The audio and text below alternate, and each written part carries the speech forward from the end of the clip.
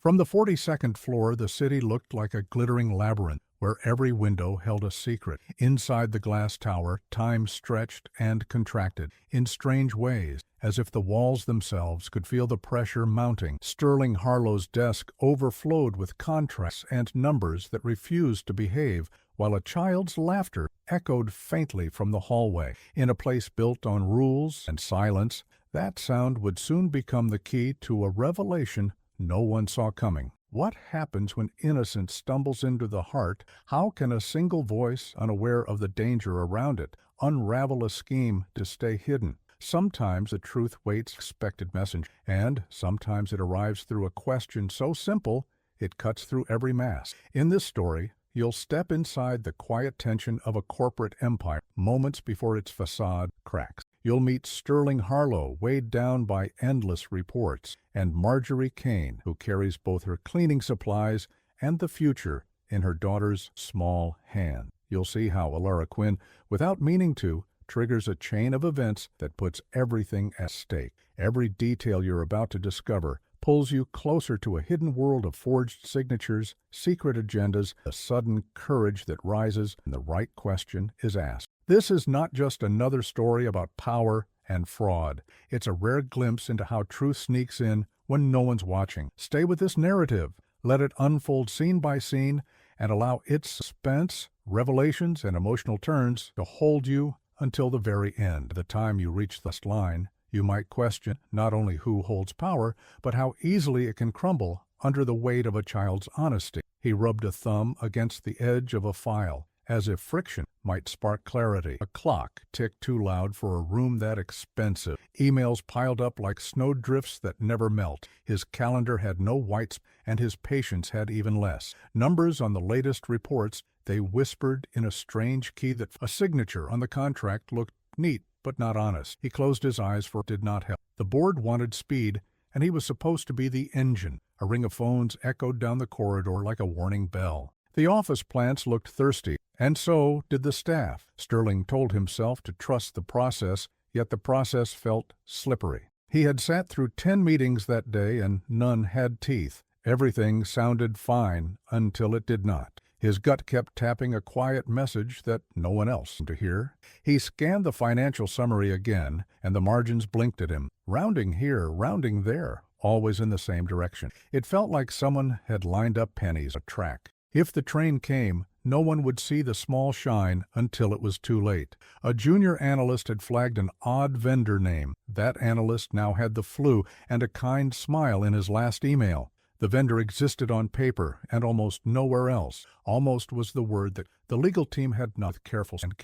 They said the contract standard clauses and gentle language. Gentle, like a lullaby before a storm. He called the partner once and reached a receptionist with a script. The second call went to voicemail that sounded like a rented room.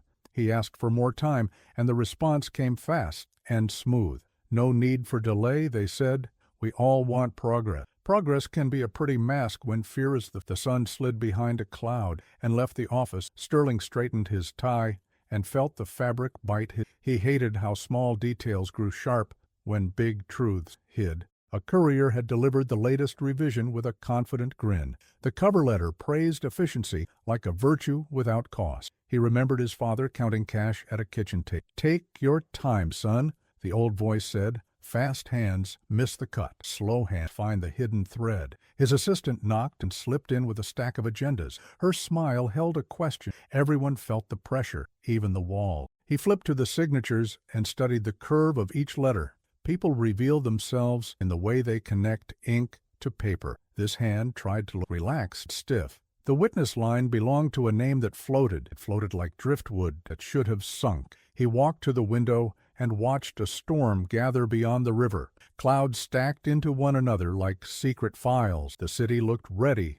yet not ready at all. He could feel the floor vibrate with distant construction. Progress again, hammer by hammer, promise by promise. He had promised the board a clean quarter with bright forecast. Now the forecast inside his chest felt gray, a gray that moves in and refuses to leave. He pulled up internal chat logs and found a thread on vendor approvals. The timestamps formed a neat ladder with one missing rung. A message had been deleted by someone with limited access. Limited did not mean harmless, it only meant careful. He traced the audit trail and saw a shadow where a name should be. A contractor with a badge for 1 week and no longer here. 1 week can be enough to plant a seeds grow fast as no one. He called the finance floor and asked for raw exp. The analyst on duty spoke in a tired voice and a brave tone. They would pull it.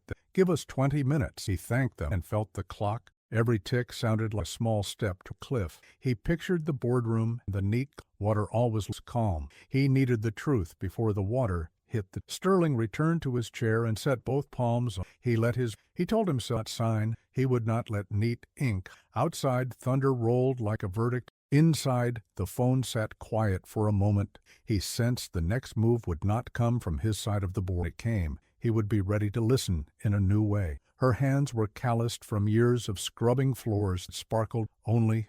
Elara Quinn clutched her small backpack and peeked at the endless glass and steel. The office smelled of coffee, a faint hum from the air vents mixed with click of keyboard. Marjorie had seen these spaces at their most vulnerable after the executive. Now she entered at noon, a time that did not belong to her. Elara's eyes shone like a secret waiting to be shared. They moved past the reception desk, where an assistant offered a smile. Elara tilted her head and set her mother with a finger. Marjorie balanced a cart with sprays, cloths, and a bucket. Elara balanced curiosity, staring at framed awards on the wall. Each award bore names she could not pronounce, the shapes of. Marjorie's mind was already on the next room, on the corners. No one. Elara's mind was on the view from the high window. The difference between them was a gap of years, hopes. Marjorie thought about the bills stacked back home, waiting like silent judges. She had asked the day shift to be closer to Elara's school. This job was a patchwork of favors and exhaustion. Elara skipped beside her, holding a small notebook filled with doodles. The girl liked to imagine she was the man writing down important notes. Marjorie smiled at the thought and kept walking. Her daughter's joy made the fluorescent light seem less harsh. Still, she sensed the building's mood like a cold draft. Elara slipped into the corner office without hesitation. Sterling Harlow glanced up from his papers, startled to see a child. She stood on tiptoe to look at the city below. Marjorie called her back, cheeks flushing. Sterling waved off the apology with a distracted gesture. He had seen her before, but never like this. A small figure of innocence in a room of pressure. Elara spun once, hair catching the sunlight. For a second, the room felt like a different story. Marjorie set down her cleaning kit and began to dust. Her cloth moved over thick books and thin awards. She could feel Sterling's eyes flicker between reports and the scene before him. Elara asked questions about the photos on the desk. Who's that man? What's that building? Why so many papers? Sterling gave short answers, distracted but kind. Marjorie whispered a warning, but Elara, her questions hung in the air like bright birds. The hum of printers, the soft tap of the hall outside. Marjorie spraying and wiping. Elara crouched under the desk, pretending to look for treasure. Sterling glanced down and found her scribbling in her notebook. He caught a glimpse of a drawing of towers and tiny stick figures. Marjorie's heart jumped at the thought of being reprimanded. Yet Sterling said nothing, gazed distant. Something about the child's presence unsettled. Elara climbed onto a chair and pretended to type on an unplugged keyboard. Her fingers flew as if she were sending secret messages. She hummed a tune that belonged to a cartoon, but sounded like a code. Marjorie shook her head and smiled, a mix of fear and pride. Sterling watched, eyebrows raised, if seeing a living metaphor, a child in a glass tower acting like a boss. He wondered if innocence could see what his weary eyes missed. A storm outside darkened the glass, and the office lights flickered. Marjorie's phone buzzed with a reminder from the landlord. She silenced it quickly, cheeks burning. Elara reached for a paperweight shaped like a globe and turned it slowly. Sterling's pen hovered over a number but did not land. Marjorie dusted faster, trying to finish before anyone noticed the intrusion. Elara looked up at Sterling and grinned. He managed a small smile in return. An unguarded moment. It felt like a breath of air in a locked room. A messenger arrived with a sealed envelope and placed it on Sterling's desk. Elara's eyes followed the gesture, curious as always. Marjorie moved closer to guide her away, but the girl stayed still. Sterling opened the envelope and frowned at the contents. Numbers, signatures, dates, all too neat. Marjorie noticed his jaw tighten, the pulse at his temple. She had seen stress before, but this looked different. Elara sensed it too, though she could not name it. Marjorie gathered her supplies and signaled for Elara to come. The girl hesitated, eyes fixed on the city beyond the window. Sterling folded the paper, mind racing. He watched them leave the room as quietly as they had arrived. Elara waved at him, small and sure. Marjorie guided her daughter out, thinking of chores still waiting at home. The office swallowed their footsteps, but left a trace behind. Sterling felt the echo and wondered what it mattered. Elara Quinn sat at the edge of the chair that felt too big for a frame. Her legs swung under the desk, quiet pendulum. Marjorie had stepped into the hallway to answer a text from the landlord. Sterling Harlow kept his eyes on a spreadsheet, but the numbers blurred. A phone on the desk began to ring, its tone sharp and insistent. Elara glanced at it, then at Sterling, who seemed lost in thought. No one else to answer. She reached for the receiver with a hand that trembled a little. The voice on the other end came fast and smooth, like a stream of oil. "Mr. Harlow?" it asked, but Elara's small voice replied instead. "I'm not Mr. Harlow. Who's calling?" A pause followed, then a faint laugh that did not sound kind. The caller introduced himself as Dorian Vexler, pressing about a contract. Elara frowned, glancing at the scattered on the desk. Sterling finally noticed and mouthed, "Who is it?" She kept listening. Her questions came natural, stepping stones across it. Dorian Vexler asked for signature, for speed, for no delay. He said everything was ready, just needed confirmation. Elara tilted her head, chewing the end of her pencil. "Why does it have two signatures with the same date?" Softly. The line went silent for a heartbeat before Vexler chuckled. He tried to brush it off with grown-up words. Elara kept pressing, her voice a mix of curiosity and confusion. Sterling leaned forward, sensing the crack widening. Her childlike tone forced Vexler to explain more than he wanted. He slipped and mentioned a vendor no one had spoken aloud before. Sterling's pulse picked up as he caught the name. Elara repeated it slowly, making sure she heard right. She asked why the invoice was changed in pages. Vexler stammered, then disguised it as an Sterling scribbled note. Eyes locked on every detail Elara drew. Marjorie re-entered the room just as Elara covered the receipt. "Mom, the man on the phone has asked strange things." Sterling gestured for her to keep the line open. Marjorie's eyes widened, trusting the direction. Elara asked again about the contract. Vexler's tone sharpened, urging immediate action. Her next question cut through, like a pin to a balloon. "Why do you need Harlow to sign today if the date says last week?" The pause stretched long enough to hear a distant printer start up. Vexler muttered something about legal deadlines and compliance. Sterling wrote down the excuse, already knowing it was. Elara blinked at him, who mouthed, "Keep going." She asked if Vexler worked for the company or outside. His answer shifted twice in a single. Sterling felt the pattern lock into place. He could see the trap fully now. The call grew tense as Elara's questions peeled back layers. Vexler demanded to speak directly to Mr. Harlow. Sterling gestured for one more question, a final push. Elara asked where the signatures had been verified. Vexler blurted a name of a legal office that did not exist. Marjorie's heart thumped loud enough she thought the phone could hear. Sterling nodded, already searching his database. The name came up blank. Elara handed the phone to Sterling at last, her face flushed. He took it with calm hands, stormed behind. Vexler tried to recover, offering apologies for confusion. Sterling thanked him and ended the call with a clipped goodbye. The air in the office felt heavier than. Marjorie put a hand on her daughter's shoulder, trembling. Elara's notebook lay open on the desk, filled with scribbles and arrows. Sterling looked at it as if it were a map out of danger. He crouched to Elara's level and asked what she had heard. She repeated key phrases in a soft voice, eyes wide. Marjorie listened, stunned at how much her daughter had caught. Sterling glanced at the contract again, the forged numbers glaring back. He felt a strange mix of gratitude and dread. This was no longer just a suspicious deal. It was a confirmed setup. Elara's innocence had become a spotlight, and now the shadows had nowhere to hide. Outside, thunder cracked against the sky and rain began to streak the windows. The office lights flickered, once then steadied. Marjorie guided Elara to a seat and wrapped an arm around her. Sterling turned off the phone and set it down. He stared at the contract as if it might combust. The game had changed in a single call. Marjorie sensed, Elara sensed, and Sterling knew it. Somewhere on the other end of the line, Dorian Vexler was realized. Sterling Harlow locked the door behind Marjorie and Elara, his hand trembling only slightly. The rain outside thickened into a curtain, muting the city's pulse. He spread the documents across the desk like puzzle pieces that had been hiding their edges. Each number glared at him under the soft glow of the desk. He could hear the echo of Dorian Wexler's voice still lingering in the receiver. His pen rolled across the table, stopping at the signature line. In the silence, he could finally listen to his. They spoke louder than the board's demand. He opened his laptop and began to cross-check every invoice, every vendor name. The cursor blinked, impatient, as if it too sensed the urgency. Sterling typed with deliberate care, following the trail Elara had uncovered.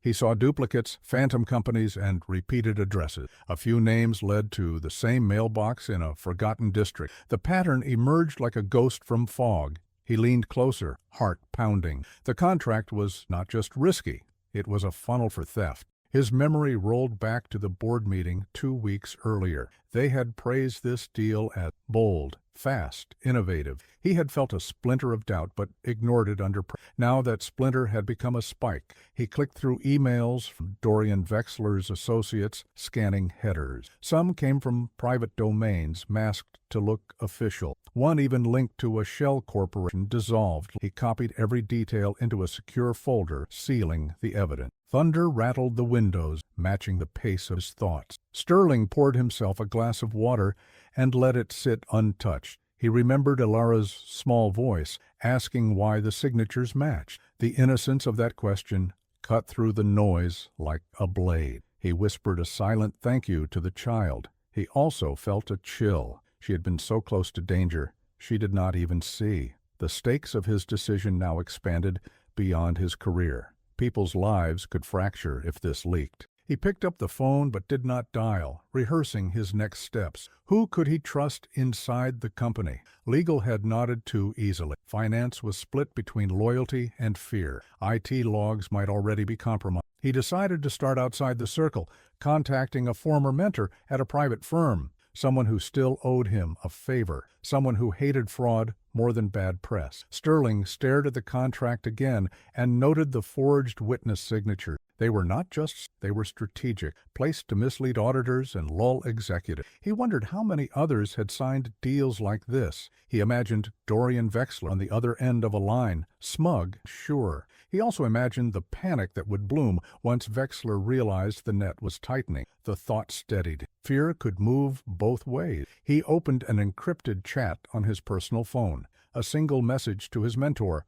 Need eyes on a contract. Possible large-scale fraud? He attached redacted excerpts enough to show the pattern without giving away the company name. His mentor's reply came faster than expected. Send everything. Tonight. Sterling exhaled, relief and dread tangled. He began scanning and encrypting files into a hidden drive. Every click felt like crossing a bridge that would burn behind him. But he kept going, steady. He glanced at the doorway, half expecting Marjorie or Elara to reappear. The office felt hollow without their presence. Their brief visit had opened a crack of light in a sealed room. He thought of Elara's drawings. They mapped towers and stick figures. In her childlike way, she had already sketched the story of power and exposure. Sterling smiled for a second, the first real smile all day. Then it faded. The weight of what came next settled back. This was only the beginning of a larger confrontation. He drafted a memo to the board but stopped before hitting send. Too soon. If he moved too early, Wexler's team would erase their traces. If he moved too late, the money would vanish into shadows. He saved the draft offline instead, naming it with a random code. He swore under his breath to close every choice felt like standing on a glass floor above it. He had to pick his moment.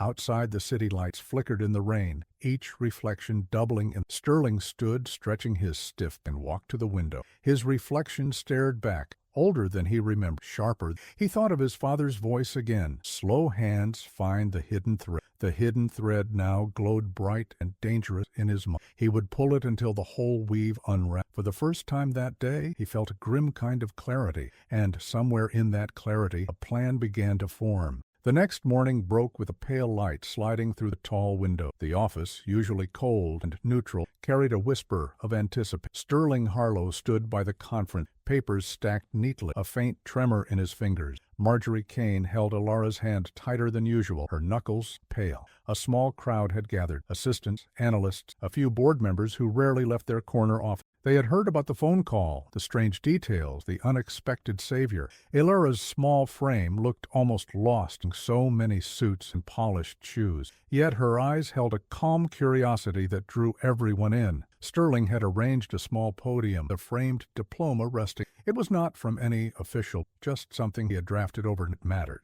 It read, "To Elara Quinn, for courage, curiosity, and intent." Marjorie glanced at it and swallowed a lump in her throat. No one had ever given her daughter something like this. Sterling spoke quietly to Elara, telling her how important her questions had been. Elara tilted her head, unsure why adults were clapping for her. Her mind was already drifting to the city view out. The board members looked at it with awkward smiles. Some had signed off on the contract without a second glance. Now they watched a child stand where they had stood in complacency. A few whispered about optics, a few about gratitude. Sterling ignored them and focused on Elara's steady gaze. He knew she had done what most adults would not. Her simple question had cracked them. Now the company had a chance to clean it. Marjorie stood slightly behind her daughter, shoulders squared. She felt both proud and exposed. This building had never welcomed her. Sterling handed her the diploma and a small bouquet of flowers. Marjorie's hands trembled as she accepted. Elara looked at the bouquet, then at Sterling, and gave a shy smile. The entire room softened at that small gesture. For a moment, status and title dissolved. A photographer snapped a few pictures for the internal newsletter. Elara blinked against the flash, holding the diploma like a storybook. Sterling announced new procedures for contract verification, citing Elara's questions as inspiration. He spoke about transparency, vigilance, and the courage to speak up. Marjorie listened, amazed at how quickly the tone had shifted. Just yesterday, she had been invisible in these halls. Today, her daughter was a symbol of what the company claimed to value, a symbol that might actually change it. Elara's notebook lay open on the table with her doodles. A few analysts leaned over to look at the drawing. Towers, stick figures, arrows. Someone murmured that it looked like a flowchart. Sterling chuckled softly and agreed. He asked Elara to explain her drawings. She spoke with simple clarity, mapping out the events as she had seen them. Each word from her mouth made the adults glance at one another. They heard in her voice the echo of their own neglected doubts. After the small ceremony, Sterling knelt to speak directly to Elara.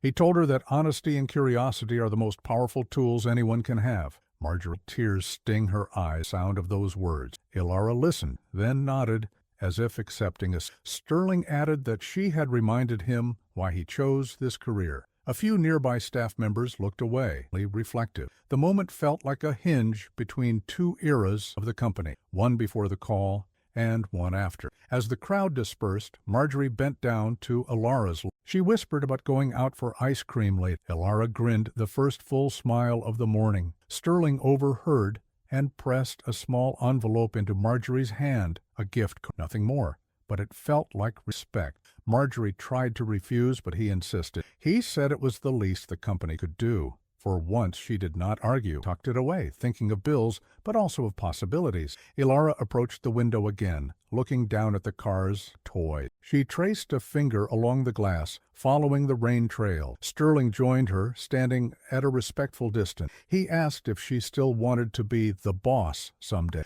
Elara shrugged, saying she just liked asking questions. Sterling laughed quietly and said, "That was a good start." The city below felt less like a machine and more like a puzzle, and puzzles could be solved. As they prepared to leave, Sterling promised to keep them updated on the investigation. He had already sent everything to his mentor, and the wheels of justice were beginning to turn. Marjorie nodded, still unsure what to say. Elara waved goodbye to the office, her diploma clutched in both hands. Sterling watched them go, realizing the impact of their brief appearance. They had changed the trajectory of his career and possibly the company's future. Outside, the rain eased, leaving the streets glistening. Inside, a quiet sense of gratitude like sunlight after a storm. The office lights dimmed one by one. leaving only the shimmer of the city. And Sterling Harlow stood still for a moment, breathing in the quiet after the storm, remembering how a child's innocent questions had shifted the course of everything.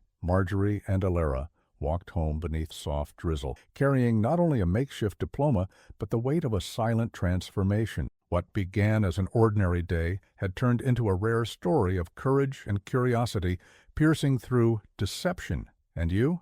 Have you ever witnessed a moment where a single gesture changed everything? When truth revealed itself at the least expected time? Share your thoughts in the comments. Your stories could inspire others too. If this story moved you, subscribe to the channel, turn on notifications, and leave a like. There are many other emotional stories waiting for you here, each filled with twists, discoveries, and revelations to hold your attention from start to finish. Thank you for watching. See you in the next video.